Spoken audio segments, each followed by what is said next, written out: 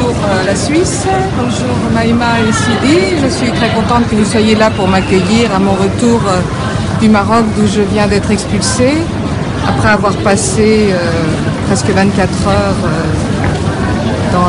dans une salle d'embarquement jusqu'à ce qu'ils finissent par me menacer de me mettre de force dans l'avion. Donc j'ai fini par accepter parce que le consulat de France ne m'a jamais rappelé, le Quai d'Orsay n'a jamais redonné signe de vie aux avocats. Donc voilà, donc j'ai dormi par terre, sans couverture, il faisait très froid. Une fois de plus, le Maroc joue les représailles avec moi. Malgré le fait que dans la condamnation du CAT, le 12 décembre, pour fait de torture sur Nama, il est bien précisé que la famille ne doit pas subir les représailles du gouvernement marocain.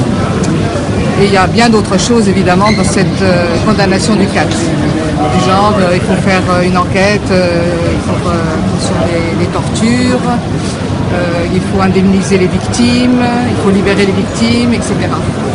Donc, moi, j'ai déjà été expulsée en octobre et avec nos avocats, nous avons été reçus par M. Pic, le chef de cabinet de M. Ayrault, le ministre des Affaires étrangères de France. Et au cours de cet entretien, ils m'ont dit qu'il fallait que j'écrive à l'ambassade du Maroc à Paris pour demander de récupérer mon droit de visite. Ce que nous avons fait en décembre et nous avons refait en janvier et nous n'avons pas eu de nouvelles. Donc la seule manière pour moi de savoir si j'étais de nouveau désirable au Maroc, c'était d'essayer. Et puisque je suis en vacances depuis hier, eh bien je ne suis toujours pas désirable. Et on me l'a bien fait sentir à l'aéroport en disant vous êtes ici en zone internationale, vous n'avez pas à être là, vous ne pouvez pas rentrer au Maroc.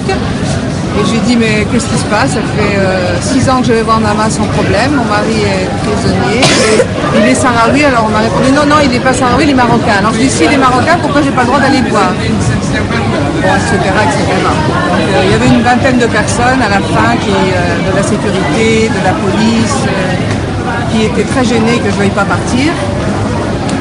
À un moment donné, je n'avais pas le rapport de force en ma faveur puisque je n'étais pas soutenue par mon pays.